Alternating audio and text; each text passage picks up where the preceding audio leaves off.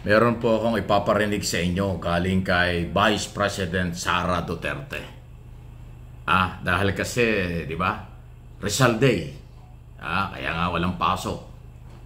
At ginugunita yung pagiging bayani ni Dr. Jose Rizal. Eto, pakinggan nyo yung kanyang mensahe. Kung ano inyong mararamdaman. Ano ang tingin ninyo? Lahat ito. Mga Marcos loyalists, Marcos supporters, or mga DDS. Sa tingin ninyo, may mensahe ba ito? Meron ba itong pinaparinggan? Nagpaparinig ba siya? Ito, pakinggan po ninyo. Inyo lahat. Ngayong araw sa paggunita natin sa buhay ni Jose Rizal, alalahanin natin ang kanyang katapangan sa harap ng pang-aapi. Ang napakatinding pagsubok na kanyang pinagdaanan ay nagpapaalala sa atin na kahit sa pinakamadilim na oras, ang liwanag ng katotohanan at katarungan ay maaaring manaig.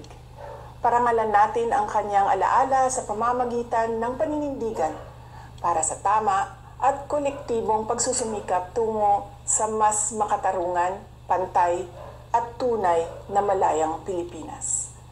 Ang lahat ng ginagawa natin ay para sa Diyos, sa bayan at sa bawat pamilyang Pilipino. Syukran. Ngayon, nakita nyo? Nakuha ba nyo? Nakuha niya yung mensahe niya?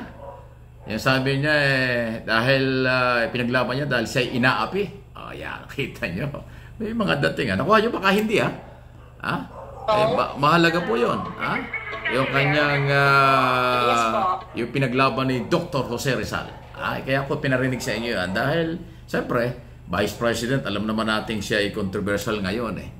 At yan ay isa sa mga, alam mo na pinag-uusapan. Siya ba'y tinutulad ba niya ang kanyang sarili? Tinatanong ko lang naman po. Itinutulad ba niya ang kanyang sarili kay Rizal dahil siya ay ang piling niya inaapi, may mga impeachment, may mga kaso at kung ano-ano? Di ba? Ayan Sige, pakinggan ko ulit sa inyo. Madayaw, umayong adlaw kaninyong tanan. Ayan Pakinggan niyo mabuti sa inyo lahat. Ngayong araw sa paggunita natin sa buhay ni Jose Rizal, alalahanin natin ang kanyang katapangan sa harap ng pang-aapi. Ang napakatinding pagsubok na kanyang pinagdaanan ay nagpapaalala sa atin na kahit sa pinakamadilim na oras, ang liwanag ng katotohanan at katarungan ay maaaring manaig. Parangalan natin ang kanyang alaala sa pamamagitan ng paninindigan para sa tama at kolektibong pagsusumikap tungo sa mas makatarungan, pantay at tunay na malayang Pilipinas.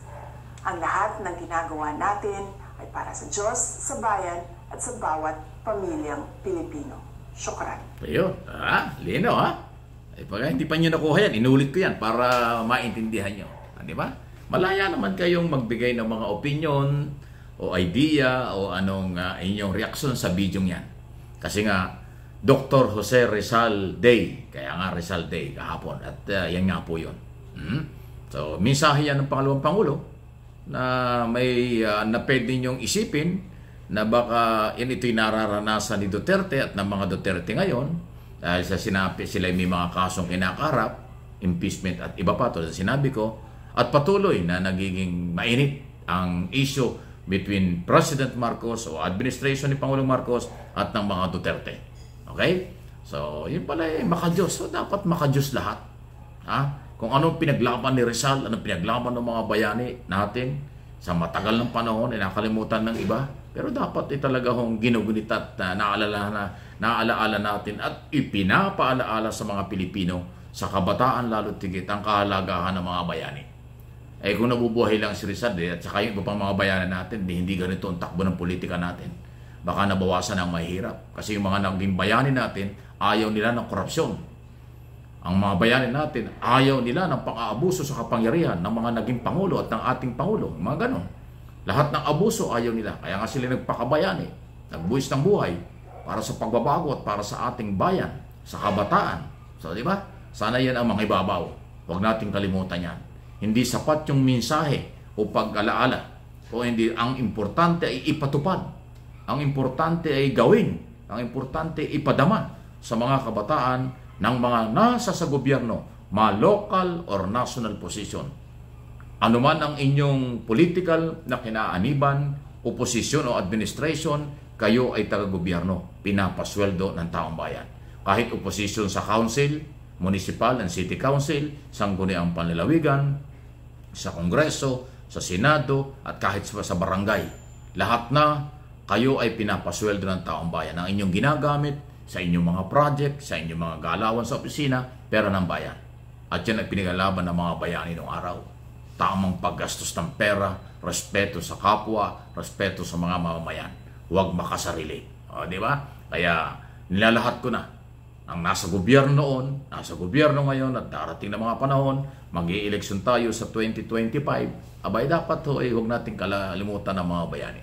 Pero yung speech ni Vice President Sara Duterte, pwedeng isipin yung may parinig na ipinaglaban daw ni Rizal kahit siya inaapi. O, di ba yung mga ganon? Baka ang feeling nyo na taga-suporta ng mga Duterte, inaapi sila dahil sila may mga iba't ibang kasong kinakaharap at under investigation pa. Pero hindi ho pang-aapi yan. Pagpapatupad lang ng batas.